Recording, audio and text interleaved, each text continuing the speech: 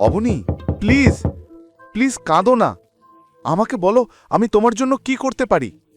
তুমি চাইলে আমি মিস্টার রাঠোরের সাথে কথা বলবো। তিনি আমার কথা অবশ্যই শুনবেন। মিস্টার রাঠোর, সবাই আমাকেই কেন তার সাথে কথা বলতে বলছে? কেউ কি ভাবে না আমি কি ভাবছি? সবাইকে বাদ দাও, তুমিও। গৌতম, আমি তোমার স্ত্রী। তুমিও চাও আমি গিয়ে ওই যোধপুরের রাজকুমারের সাথে কথা বলি। ঠিক আছে, এবার থেকে আমরা এই বিষয়ে আর কোনোদিন কথা বলবো না, কক্ষনো না। তাহলে দরজা খোলো, আমরা অন্য কোনো সমাধান খুঁজে বের করি। এ কথা শুনে অবনী চোখের জল মুছে ফেলল।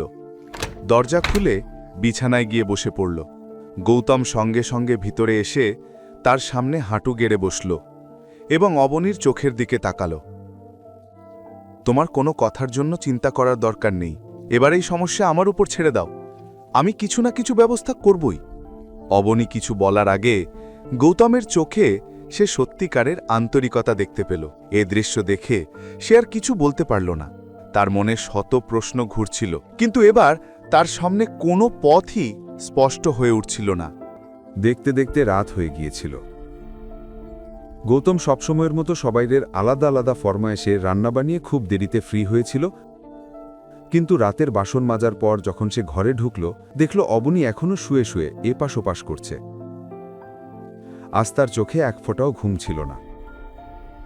অবনীকে এই অবস্থায় দেখে গৌতমের খুব কষ্ট হচ্ছিল। কেমন করে যেন রাত কেটে গেল। পরের সকালে গৌতম খুব ভোরে উঠে ঘর পরিষ্কার করতে লেগে গেল। দেরি করে ঘুমোতে যাওয়ার কারণে অবনী তখনও ঘুমিয়েছিল, কিন্তু হঠাৎ ফোনের রিংয়ে তার ঘুম ভেঙে গেল। সে উঠে ফোন চেক করতেই স্ক্রিনে দাদিশার নাম ভেসে উঠল। নাম দেখেই তার মুখের রং ফ্যাকাশে হয়ে গেল।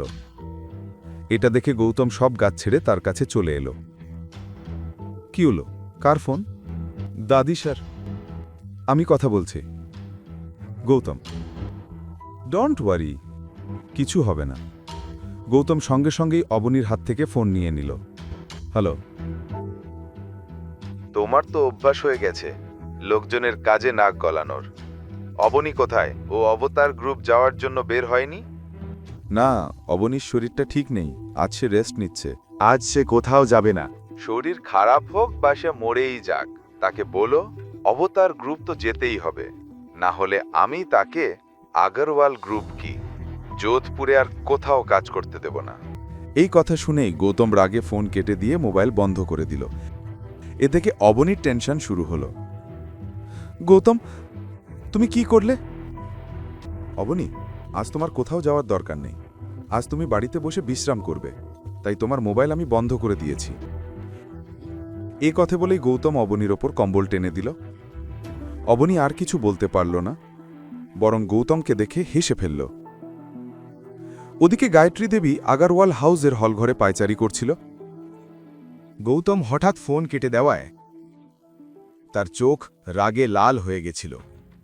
নীল আর সানায়া চুপ করে দাঁড়িয়ে দাদিকে দেখছিল। এই 2 পয়সার মানুষের সাহস কি করে হলো আমার ফোন কেটে দেওয়ার? একবার এই ব্যাপারটা মিটতে দাও। তার গলায় কুকুরের দড়ি বেঁধে পুরো যোধপুরে না ঘোরালে আমার নামও গায়ত্রী দেবী নয়।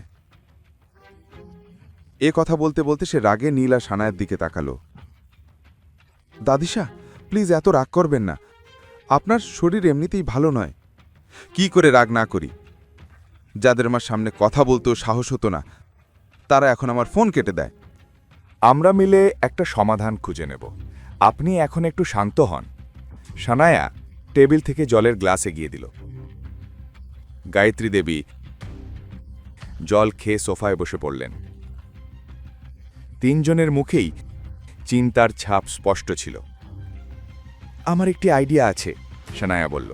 এখন বলতে পারছি না, কিন্তু আমার উপর বিশ্বাস রাখুন।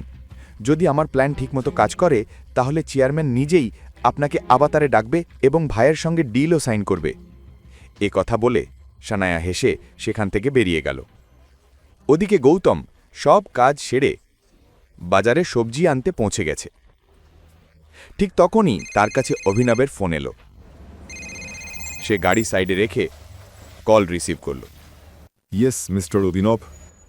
সরি টু ডিস্টার্ব ইউ, কিন্তু আপনার সিস্টার ইন ল এসেছেন এবং তিনি আপনার সঙ্গে জরুরি কথা বলতে চান। আমার সিস্টার ইন ল? কে? নাম কি? তার নাম সানায়া।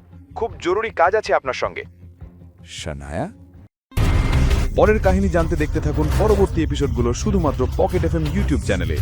আর রয়্যাল ওয়ারিশের সব এপিসোড শুনতে এখনই ডাউনলোড করুন পকেট এফএম অ্যাপ, লিংক দেওয়া আছে ডিসক্রিপশনে।